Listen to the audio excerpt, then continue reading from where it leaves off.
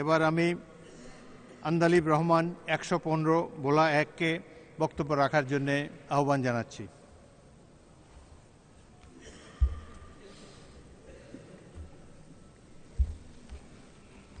ধন্যবাদ মাননীয় স্পিকার।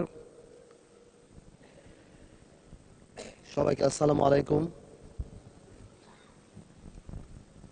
এই সংসদের সবচেয়ে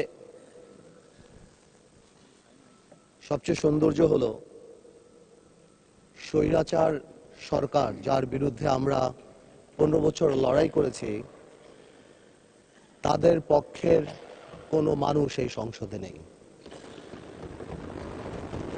এই একটা জায়গাতে আমরা একটা কমন থ্রেড রেখে দিয়েছি যে আমরা সবাই গণতন্ত্রকে সামনে রাখব, আর যেই আত্মত্যাগ, যে হাজার হাজার মানুষের আত্মত্যাগ এবং যেই শহীদদের কথা এই সংসদ যখন আরম্ভ হলো, সরকার দল থেকে এবং বিরোধী দল থেকে যে বলা হলো, যাদের নাম নেওয়া হলো, স্মরণ করা হলো, এই সবার প্রতি জানি সম্মান রেখেই আগামীতে আমরা এই সংসদ চালাতে পারি, আমরা জনগণ ও মানুষের কথা বলতে পারি, সেটাই আমি আশা করব।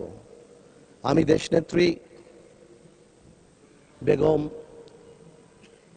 খালেদা জিয়ার ব্যাপারে কথা বলতে গেলে আমি অনেকক্ষণ কথা বলতে পারি, আমি বেশিক্ষণ বলবো না। আমি এখানে এতক্ষণ বলবো যেই আত্মত্যাগ 17 বছরে আমি ব্যক্তিগতভাবে কাছ থেকে দেখতে পেয়েছি, যেই কষ্ট এবং যেই দৃঢ়তা, আমার কাছে মনে হয় আজকে জাতীয়তাবাদী শক্তি যেখানে দাঁড়ানো, যে মরহুম বা মৃত দেশনেত্রী খালেদা জিয়া জীবিত খালেদা জিয়া চেয়ে অনেক বেশি পাওয়ারফুল, অনেক বেশি শক্তিশালী। এবং আজকে এটাও মাথায় রাখতে হবে আমাদের সবাই, যে কোনোভাবেও আমরা আমাদের দেশনেত্রীর এই আত্মত্যাগকে কোনোভাবেও আমরা আন্ডারমাইন না করি আগামী দিনগুলোতে।